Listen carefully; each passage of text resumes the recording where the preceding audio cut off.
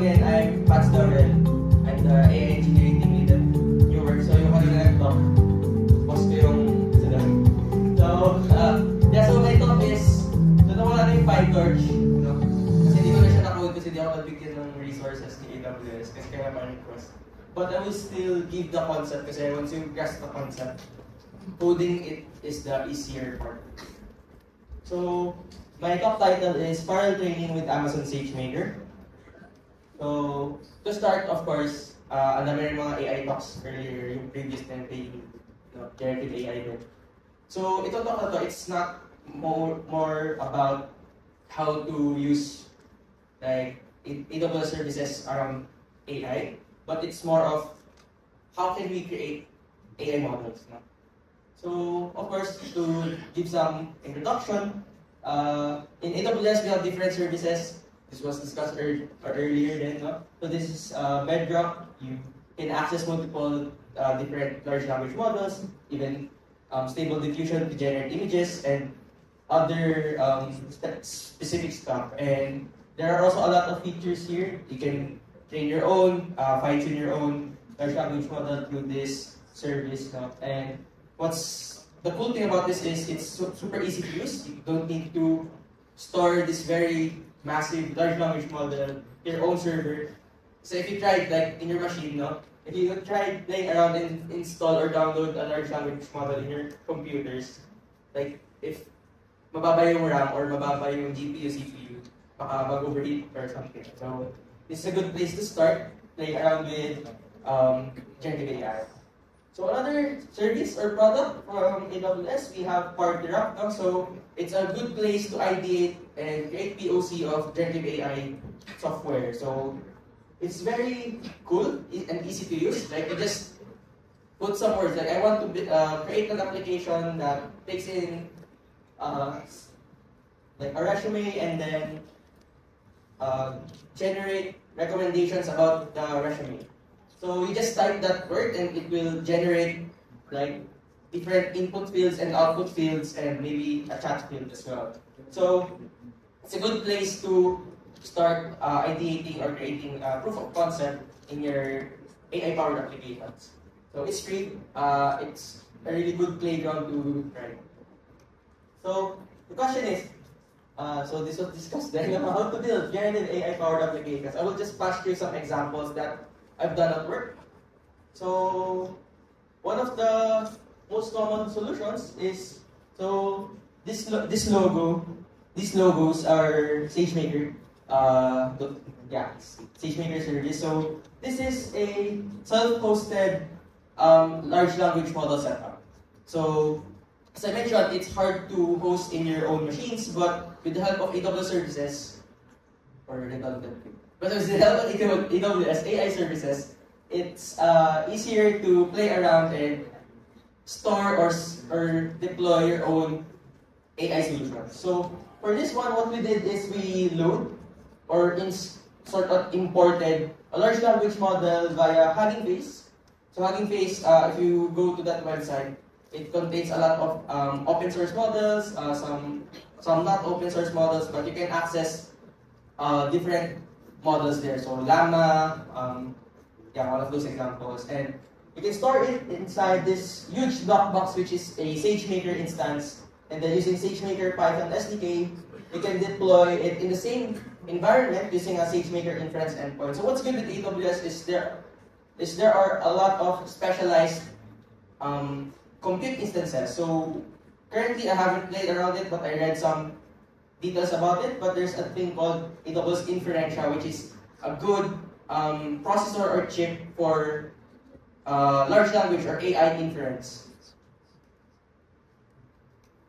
Next, more serverless setup. So let's say you have a client-side application written in React or Next.js or whatever, and then you deploy it in static web hosting, and then this client-side application uses a Lambda function, interfaces with an API gateway, and then this whole front-end, this whole processor will trigger or play around with a simple RAG setup, which is a retrieval augmented generation, which I think it was discussed earlier as well. So we have your Bedrock and OpenSearch service, which can do that.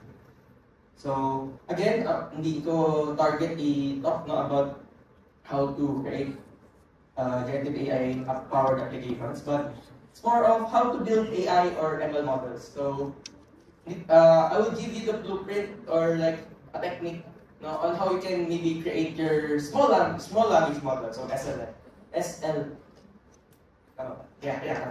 So create your own small language model because of course it will cost you a lot of money to create GPT. But it's quite simple in theory, but let's discuss on how you can do this with AWS. So back then, when statistics geeks and computer science nerds married together, machine learning was born. So what we call at work we call it machine learning 1.0. We have models such as linear regression. It's very useful in use cases where you deal with continuous values such as housing prices, financial modeling. It's a good place to start. So next we have what did I do? Yeah, there. So next we have unsupervised example here. K-means, for example, you want to segment group of people to understand. Let's say you have an e-commerce platform and you want to understand different customers. Let's say a customer that buys every now and then, or a customer that buys when there's only a promo, or a more regular customer. Maybe you can create targeted marketing towards those people to make them a more regular customer. So that's a more unsupervised approach. And then something that I researched the past week is what they call the deep queue networks. This one is a bit fun, at least for me. So this is the general architecture they used for, I'm not sure doon sa year, but merong time na yung Navi, yung professional Dota 2 team, para sila Dendy, they were defeated by like an AI team. And this is one of the foundational architecture that they used, which is deep queue networks. It's a good read if you have the time. It's also a good place to start if you want to create like agents, like physical agents like robotics, a small self-driving car, So this is one of the foundational architecture. So the past couple of years, Transformers, actually 2017 pa si Transformers, but yeah, this architecture, it's quite hard to do in a simple computer. Unlike the previous ones that I presented earlier, like a linear regression problem, clustering problem can be done in anyone's commercial laptop. It's easier to do. You can just put your run your script to train a model in your laptops and it can run. Or maybe you can rent a small server and you can train a model with that. But things like this are harder to maintain, right? Because our physical resources, physical hardware can go so much lang. So, ayun. So, ito yung framework that we're gonna try to check, no? This is the framework that we're gonna... Very simple framework on how machine learning applications are built. So, we have our data, could be anything, we have a model training, and then we have simple deployment. So this is a whole machine learning pipeline that is very scaled down. So this is pretty much the process when you're creating your own machine learning model as well as deploying your own machine learning model. So this is different from the talks where you just use an external API, like Bedrock, OpenAI, you just use those models, but this one is more of creating your own. So this is the framework. So, okay. So, earlier I mentioned that linear regression and other machine learning 1.0 models are easier to train even in our commercial laptop, right? Like Windows laptop, MacBook, and whatnot. But when we're going to train GPTs of the world, like generative pre-trained transformers and the computer vision, like maybe something that like YOLO, V5, things like those. Those are harder to train in a single machine, in a single server or a single computer. So this is where distributed training comes in. So here I will discuss the functionalities, the core concepts, because developing it is the easier part, but planning, understanding the distributed training and creating a plan in building your model using this concept is the harder part. Because there are a lot of libraries which is actually provided by SageMaker, which we'll see later on. So, by definition, distributed training is a machine learning technique that splits a model's training workload across multiple mini processors or worker nodes to speed up the training process. So, pretty much you have a huge chunk of process, and then you sort of create mini chunks. And then it will run either simultaneously or waits for one another. So that's what it means, distributed training. And now in distributed training, there are multiple, but SageMaker I think supports 3, and I'm gonna discuss the 2 major ones. So the first one is SDP, or SageMaker Data Parallel Training. So by definition, it is designed for scenarios where the dataset is too large to fit a single GPU unit, or let's say your computer can hold like petabytes of data, right? So it splits the data across multiple GPUs, enabling them to train in parallel. And this method is particularly efficient for training large deep learning models. So what I mean by that is this simple diagram I created. So let's say we have this massive data set at top, and then we chunk it into 3. Let's say it's like 1 billion photos of different animals, because that's our example right here. And each data will go to their own GPU clusters. And then these GPUs, this black line, will update this parameter store server.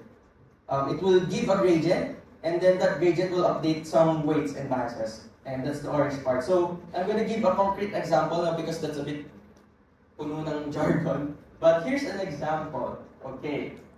Alright, so let's say we're training like a computer vision model that predicts if an image is a dog or a cat. What this sort of architecture, what happens here is in your first GPU, you will only use data of images of cats.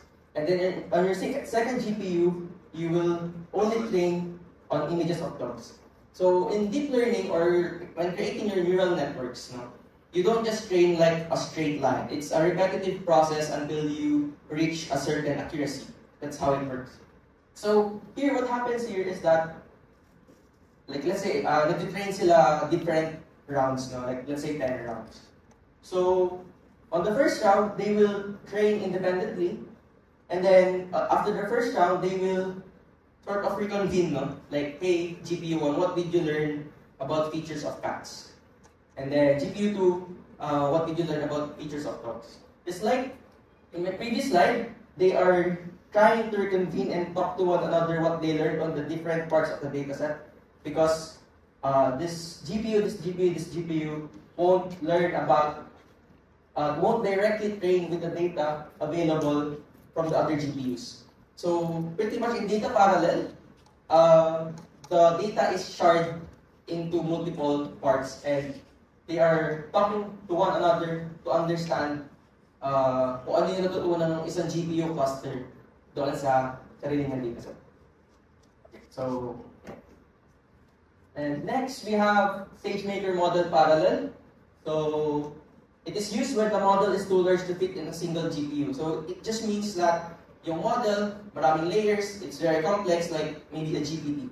No? The architecture is not simple enough na kaya mag-fit sa isang GPU cluster. Which is very rare, like 90% of the time, you have like massive data rather than having a massive and complex model. So 90% of the use cases in the world, in the industry, can be solved by the first one. But let me discuss this as well. So pretty much, so hindi pantay yung mga lines ko, sorry. So you have shared data. This one, hindi nila i-chunk yung data. Different parts of the model will be trained on the same dataset.